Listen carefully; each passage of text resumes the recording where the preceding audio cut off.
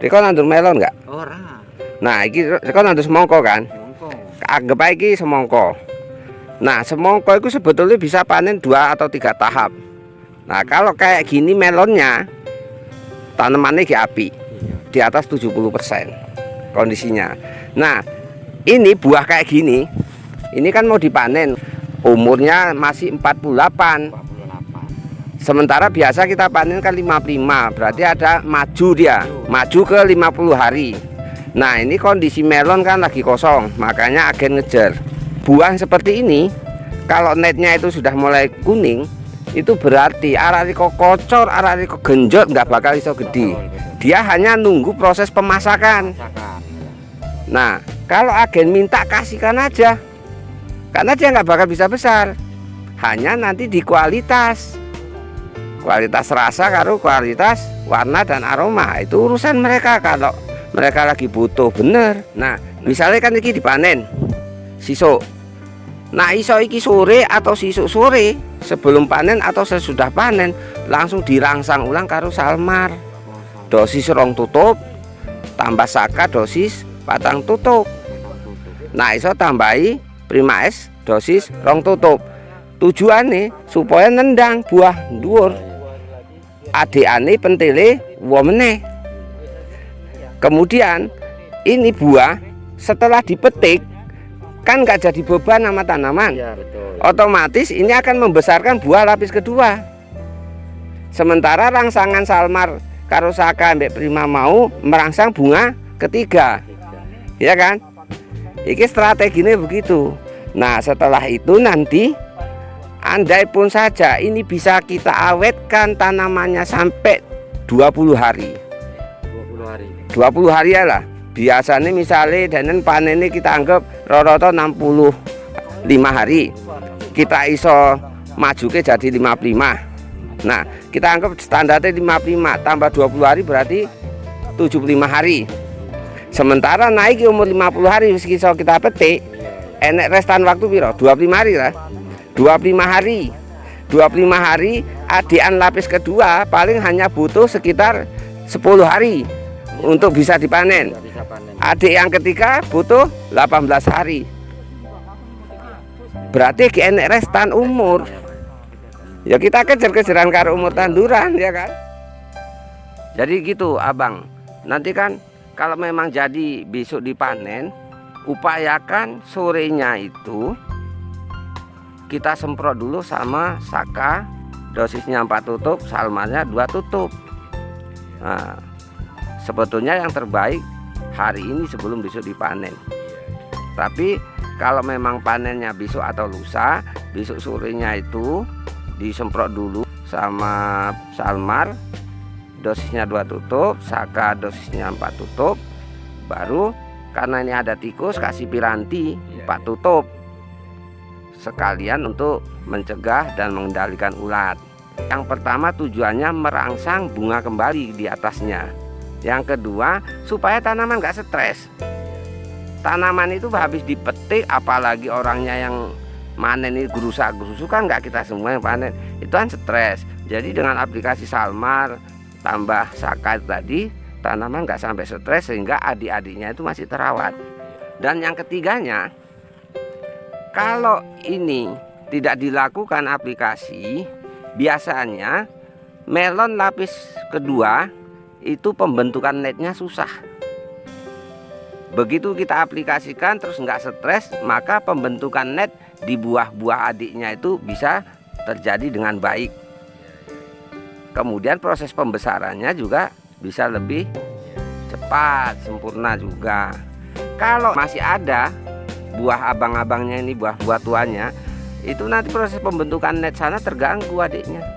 Makanya biasanya kalau panen tahap kedua dari bunga yang lapis kedua, itu netnya itu jarang bisa jadi dengan baik. Betul kan? Nah itu. Pirang dino ini kok wis koyo ngene. Wis pirang kali Pak ini Pak? 2 kali iki aku. Nah ini udah mau panen aja. Daunnya masih hijau. Umur 46 hari ya kan. Nah ini buat sahabat rekan tani sekalian, khususnya mitra petani SAS ya. Ini kalau nggak salah saya 10 hari yang lalu ya, tepatnya hari Jumat. Saya kan kemari, tuh buahnya masih sekepel-kepel. Lah ini kita kemari diundang malah udah mau panen. Padahal ini rencananya mau kita buat acara, acara ngumpul petani, panen bareng gitu. Lah terus kepiye ini? Ya itu ya, ini umurnya masih 46 HST, varietas Pertiwi. Insya Allah besok atau lusa dipanen karena sudah diminta agen. Ini seperti ini ya. Jadi teman-teman bisa lihat ya, padahal melon ini setelah umur 26 hari baru menggunakan produk SAS dan menghentikan segala aktivitas memupukan susulan maupun pestisida.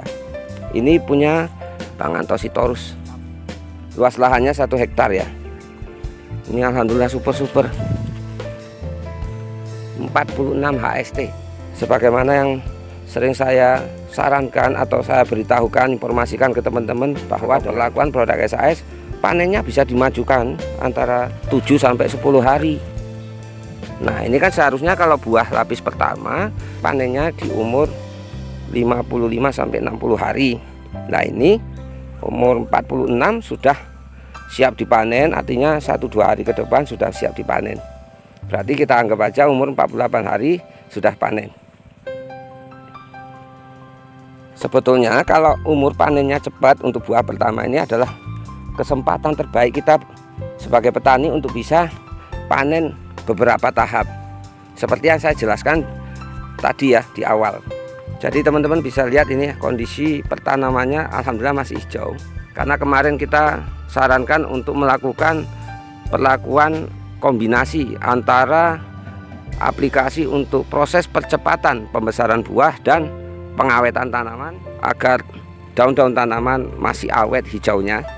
Dimana untuk pembesaran buah kita lakukan percepatan dengan aplikasi Dopstar dosis 3 tutup ditambah Big Joss dosis 1 tutup dan ditambahkan Saka dosis 3 tutup per tangki. Namun untuk rollingan ya, di daunnya kita aplikasikan keman buah dosis 4 tutup ditambahkan Prima SAS dosis 3 tutup per tangki. Ini seharusnya nunggu aplikasi penutup seminggu sebelum panen kalau kondisi umurnya standar, yaitu antara umur 48 dengan perlakuan Salmar dosis 2 tutup ditambah Saka dosis 3 tutup dan Prima SAS dosis 2 tutup per tangki. Tujuannya selain untuk mengawetkan daun, juga untuk merangsang pembungaan adik-adik buahnya lagi. Nah, dengan kondisi seperti ini insya Allah sebetulnya saat minim-minimnya kita bisa panen 2 kali atau 2 tahap.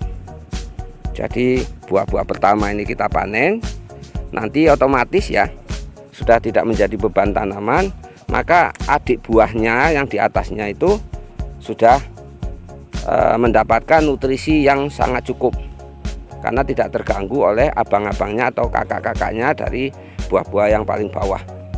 Nah, sementara perangsangan tadi akan memacu terbentuknya bakal buah baru di lapisan ketiga atau di pucuknya, sehingga nanti saat buah lapis kedua sudah mulai membesar membutuhkan waktu antara 12 sampai 14 hari ke depan. Setelah itu maka tanaman akan terfokus pada pembesaran buah lapis ketiga.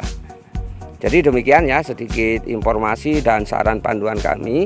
Semoga ini memberikan manfaat terbaik khususnya bagi petani melon maupun petani semangka. Saya Budiarto dari Gebang, Langkat, Sumatera Utara. Bersama SAS Jayalah Petani Indonesia. Barakallahu fikum. Wassalamualaikum warahmatullahi wabarakatuh.